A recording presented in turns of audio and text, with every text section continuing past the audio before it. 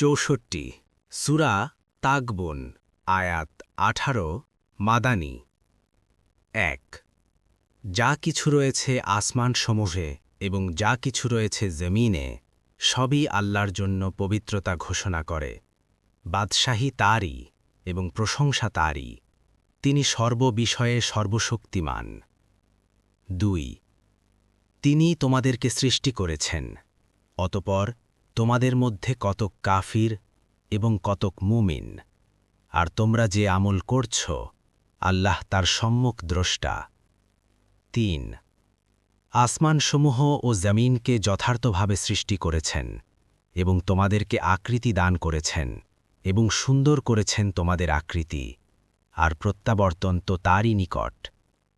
৪ আসমানসমূহ ও জমিনে যা কিছু আছে তিনি তা জানেন, এবং তিনি জানেন যা তোমরা গোপন করো এবং যা তোমরা প্রকাশ করো।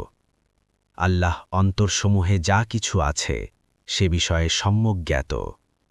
৫ ইতপূর্বে যারা কুফরি করেছিল তাদের সংবাদ কি তোমাদের নিকট পৌঁছেনি? তারা তাদের কর্মের মন্দ পরিণাম আস্বাদন করেছিল এবং তাদের জন্য রয়েছে যন্ত্রণাদায়ক আযাব। ৬ এটি এজন্য যে তাদের রাসূলগণ তাদের নিকট সুস্পষ্ট নিদর্শনাবলী নিয়ে আসত, অথচ তারা বলত, মানুষই কি আমাদের পথ প্রদর্শন করবে? অতঃপর তারা কুফরি করল এবং মুখ ফিরিয়ে নিল, আর আল্লাহ বেপরোয়াই দেখালেন, এবং আল্লাহ অভাবমুক্ত, পরম প্রশংসিত। ৭ কাফিররা ধারণা করেছিল যে তারা কখনোই পুনরুত্থিত হবে না।